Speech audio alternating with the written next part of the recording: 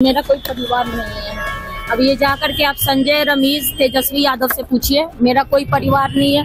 वही लोग निकाला है हमको परिवार से। अब जब संजय और रमेश इन लोग का नाम लीजिए तो आपको घर से निकाल दिया जाएगा, आपको बदनाम किया जाएगा, आपको गाली दिलवाया जाएगा, आपके ऊपर चप्पल उठा करके मारा जाएगा। परिवार से कोई नाता नहीं, राजनीति से दूरी, जाकर तेजस्वी से पूछ लो। संजय यादव चाणक्य बने फिरते हैं और हमको चप्पल से मारा जाएगा। ये रूखी और तीखी प्रतिक्रिया लालू यादव की उस बेटी रोहिणी आचार्य की है जिन्होंने अपनी एक किडनी उनको दान कर दी थी। फिर अचानक ऐसा क्या हुआ कि बिहार चुनाव के नतीजे आते ही लालू परिवार में ऐसी नाराजगी पनपी कि चप्पल उठाकर मारने जैसे बयान दिए जा रहे हैं। सुनिए ये बयान। मेरा कोई परिवार नहीं है।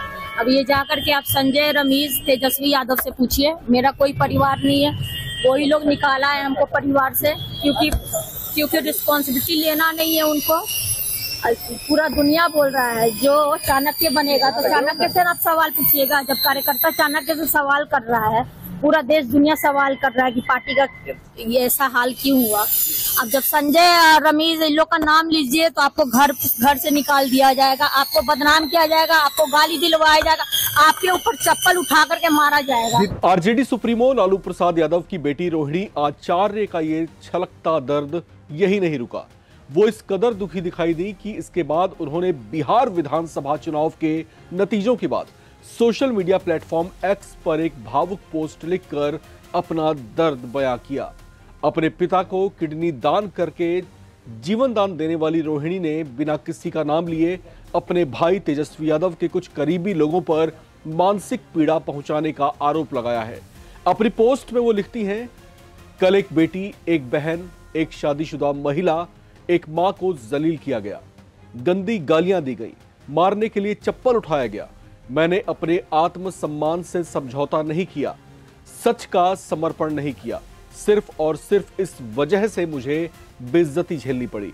कल एक बेटी मजबूरी में अपने रोते हुए माँ बाप, बहनों को छोड़कर आई है। मुझसे मेरा मायका छुड़ाया गया, मुझे अनाथ बना दिया गया। आप सब मेरे रास्ते कभी ना चलें, किसी घर में रोहिणी जैसी बेटी पैदा ना हो। ये जो बयान है, ये जो टिप्पणी है, ये रोहिणी आचार्य की ओर से की गई है, जिसमें उनका दर्द छलकता हुआ आप साफ तौर से महसूस कर सकते हैं। चर्चाएं हैं कि रोहिणी आचार्य ने अपने सोशल मीडिया पोस्ट में जिस शख्स पर आरोप मढ़े हैं वो संजय यादव है। संजय यादव तेजस्वी यादव के सबसे खास रणनीतिकार और सलाहकार माने जाते हैं। हरियाणा के महेंद्रगढ़ के मूल निवासी हैं और कंप्यूटर साइंस में मास्टर्स की इन्होंने डिग्री की हुई है। मैनेजमेंट और डेटा एनालिसिस में मजबूत पकड़ रखने वाले संजय साल 2013 से ही तेजस्वी यादव के करीबी बने हुए हैं और उनके करियर को संवारने में उनका अहम योगदान माना जाता है।